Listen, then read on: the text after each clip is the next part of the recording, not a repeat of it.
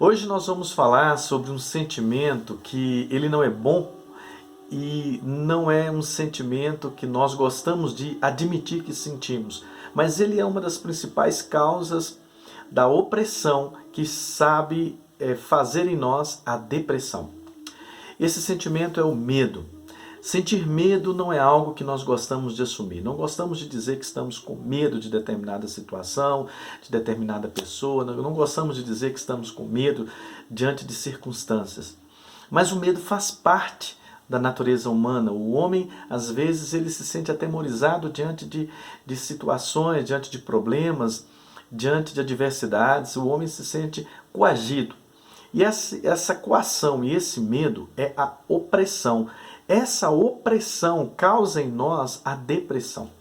A palavra de Deus no livro de 1 Reis, no capítulo de número 19, o versículo de número 3, diz assim: Elias teve medo e correu para salvar a sua vida.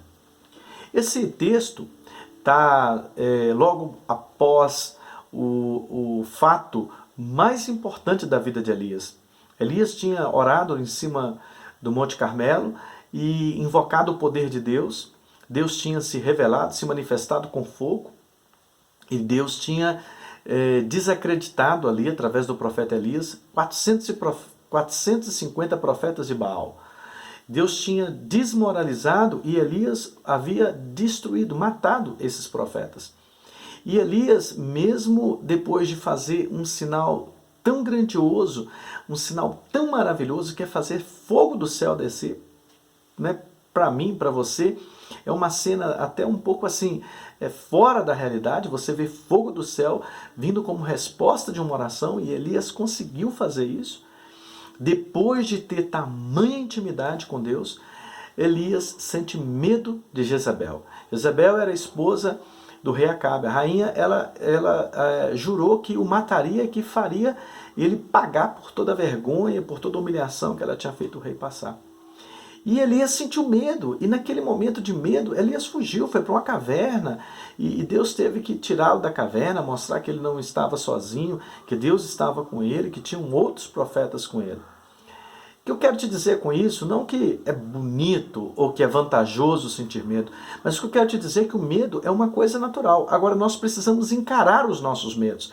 Deus, depois dessa manifestação, Deus, depois de tudo isso que ele fez na vida de Elias, Elias sentiu medo. E quando ele sentiu medo, Deus não o abandonou, muito pelo contrário. Deus mandou um anjo até onde ele estava, Deus o alimentou, Deus o tirou da caverna, Deus se revelou a ele ainda mais, e Deus se mostrou ainda mais presente na vida dele.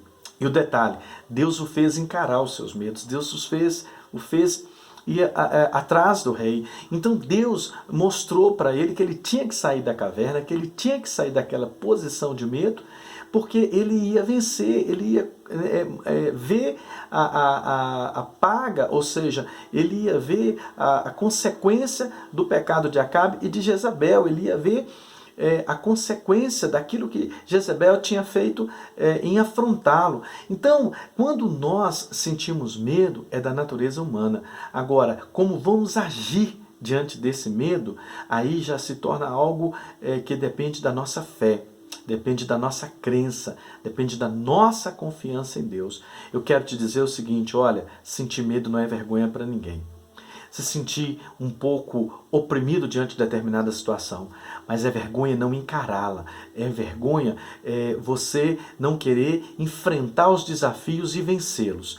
Outra coisa que eu quero te dizer, quando você enfrenta, você vence a opressão e derruba a depressão.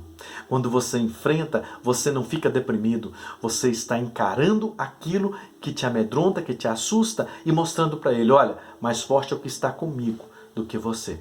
Então, hoje, encare os seus medos, encare tudo aquilo que está te deixando oprimido, saia da opressão, saia dessa retaguarda, dessa defesa, dessa sensação de insegurança e avance. Sabe por quê? Diante do mar, Deus disse para Moisés, diga ao povo de Israel que marche. Quando você marcha, Deus vai com você. Não tenha medo, creia em Deus. Deus te abençoe, um beijo no seu coração.